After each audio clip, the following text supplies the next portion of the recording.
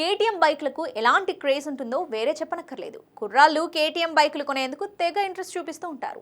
Stylish design, అద్భుతమైన performance, adventure riding కు అనువైన ఫీచర్లతో కేటీఎం బైక్లు రైడర్లను ఇంప్రెస్ చేస్తాయి. అయితే బైక్ లవర్స్ కు కేటీఎం బ్యాడ్ న్యూస్ అందించింది.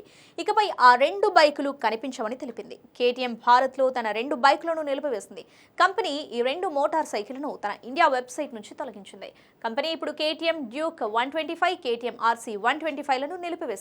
కంపెనీ తీసుకున్న ఈ నిర్ణయానికి గల కారణం సేల్స్ లేకపోవడమే.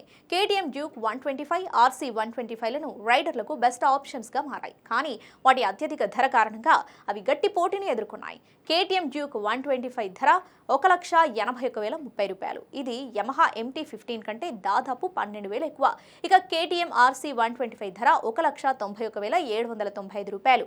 అయితే ఈ రెండు బైకుల పెర్ఫార్మెన్స్ ఆశించినంతగా లేకపోవడంతో రైడర్స్ వీటి కొనుగోలుకు వెనకడుగు వేస్తున్నారు. ఇంజిన్ పనితీరు ఆశించినంతగా లేకపోవడంతో రెండు మోటార్ సైకిళ్ల అమ్మకాలు క్షీణించాయి. దీంతో భారత్ మార్కెట్ నుంచి తొలగించింది. జనవరి 2025లో కేటీఎం డ్యూక్ 125 కేవలం 17 యూనిట్లు మాత్రమే అమ్ముడయ్యాయి. ఈ రెండు మోటార్ సైకిళ్లను కంపెనీ భారత మార్కెట్ నుంచి తొలగిస్తున్నప్పటికీ కొత్త కేటీఎం డ్యూక్ 160, కేటీఎం ఆర్సీ 160లను విడుదల చేయాలని యోచిస్తున్నట్లు తెలుస్తోంది.